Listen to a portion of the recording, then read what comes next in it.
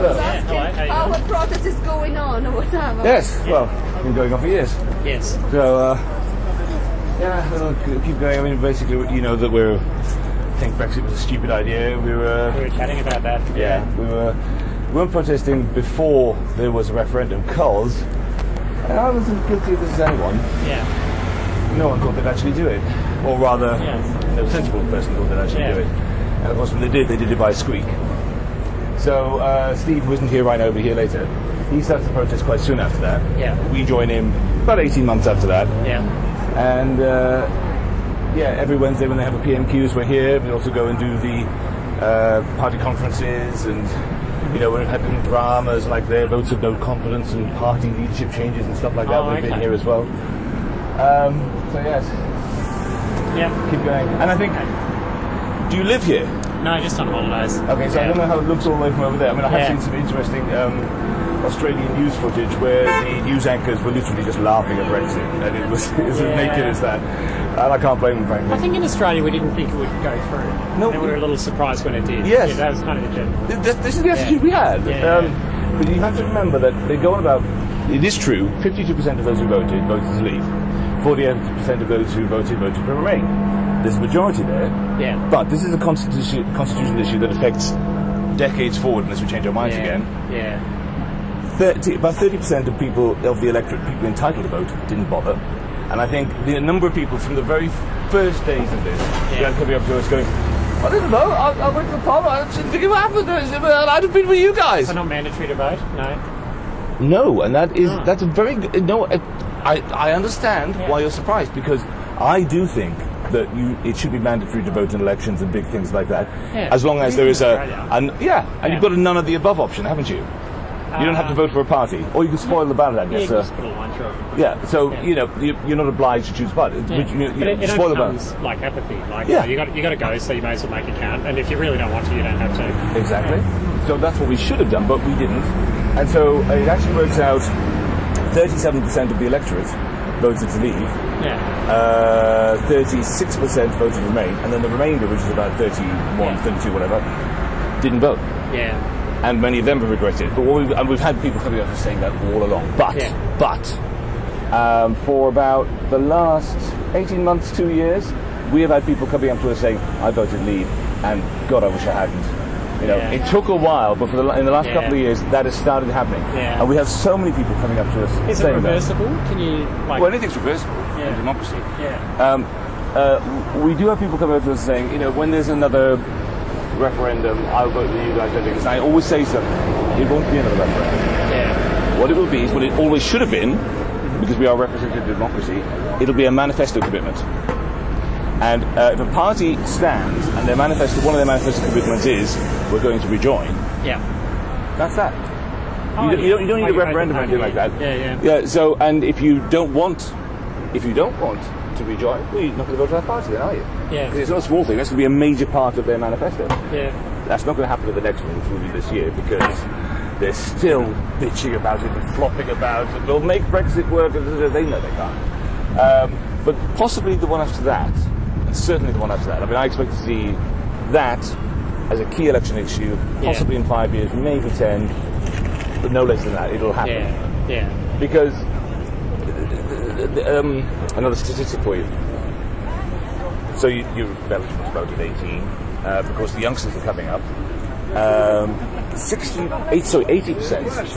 of 18 to 24-year-olds polled. So the people who couldn't vote then, but could now, say they would rejoin. Oh, okay. Now, that's a demographic. Only goes one way, doesn't it? Yeah, the young people. Well, it's fixing because they could have travelled before, couldn't they? Worked in other places. That's harder to do now without visas. Not only is that harder to do now.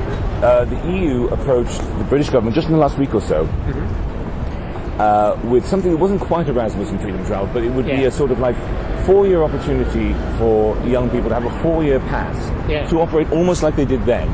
Thus, they can work and holiday, extended holiday. And they've rejected it. The British government has said no. And why has the British government done that? Because, of course, if there's any lick of that sort of thing going on, it will really underline the absence of merit to the whole Brexit thing. Well, I mean, different Australia. We're a Commonwealth country and a colony, I guess, formally, but a long time ago now. But we've always got I think before you're 30, it's pretty easy to come and work here for Aussies. Well, you get that impression. You can barely go into a bar without someone from Australia serving you. Yeah, and people are like, if they want to go, they know, I've got to get here before I'm 30, go when you're 25 or something, get a few years. That's what you want to do. Yeah, good. All right, well, it's good to see. At least you can protest here. That's a good thing. Well, there's the other thing. Huh? We typically protested the speakers, and they've always kicked up about it. They brought in a law to try and stop us before. They've now, that law didn't work. They've started enforcing some really old laws. So we've had our speakers seized a couple of times. You'll notice they're not here now. Oh, loudspeakers. Yeah. Oh, okay, yeah. They will be later. We are going to use them. They tied into some specific planning things about this space. But that's fine. We found another space. But we always start here because this is where people know to come. So we will be doing our loud thing. But it is unconstitutional. The idea that a protest must be quiet, well behaved over there where no one can see you is not a protest. You know, if you're going to have a protest, I mean, I don't mean stopping people getting to work, but there might be some minor inconvenience for a protest. Yeah. How could there not be? Yeah. You know, it mustn't be excessive. You mustn't actually, peaceful protest. You mustn't actually prevent people going about their business. But if it occasions like a few minutes delay here and there, that's the price of being in a democracy. Yeah. And that is being eroded in this country right now by this bunch of authoritarian bastards who call themselves Tories, but I promise you are not. It's very interesting how Tories of a certain age, particularly now this has been elevated to the Lords. Kenneth Clarke's probably the most obvious. He was in Margaret Thatcher's cabinet. He was Chancellor, for God's sakes. You know, he's not a wishy-washy lefty or anything. Yeah. But he's appalled at them because they are not operating on conservative terms. That sort of, well, clues in the name, conservative. Yeah. You wish to conserve. This has been the most radical bunch of monkeys we have seen in decades. They've ripped everything down. They've got nothing conservative about them at all. Yeah, they've just destroyed. I do like to urge upon people. I'm sorry you don't have a Tory to vote for, because you don't, because they're not Tories, they're not Conservatives. Yeah. I wish you would, because they're part of the ecology. Well, I know. Yeah. But you know, when people come to us, I like to say to people, in a proper ecology, there would be that part, that political ecology, that would be answered. It's been vacated, and you've got what are now little short, and I don't use this word lightly, fascists. And I use that word because. Are you aware of what they've done with the Rwanda bill, where they decided to supersede? Yeah. So a court decides, having deliberated, looked at the evidence, that a country is unsafe. So the executive marches in and pushes through a bill that says, "No, we say it's safe." So findings of fact and all that sort of thing are now there's no idea of the executive being subject to law. Parliament is supreme, not the executive. But with this executive over the last 15 years has done everything it can to usurp that supremacy. Yeah. And an executive that is supreme is a very dangerous thing, and is probably fascist, but when it's actively subverting the law, the judiciary as well, it is fascist. It is. That's what a fascism is. I'm out of my depth in politics, so I don't really understand it. Well, enjoy it. I hope things go well. Thank you. Thanks for passing by and asking. Yeah, it's interesting to see. I saw you had the signs. I was kind of interested. It's nice to walk around the area and see the institutions. Yes, I mean, I've gotten to know this little patch really quite well now. It's like, if you go to that pub there, or there's a pub just around the corner there, and then there's another pub that's down back there. There are 3 pubs whereby when they've got a vote, they hear the division bell, which means, in 10 minutes you've got a vote. Yeah. Those 3 pubs have the bell piped through to them, because those 3 are close enough whereby if you can get a push on, you can get there inside.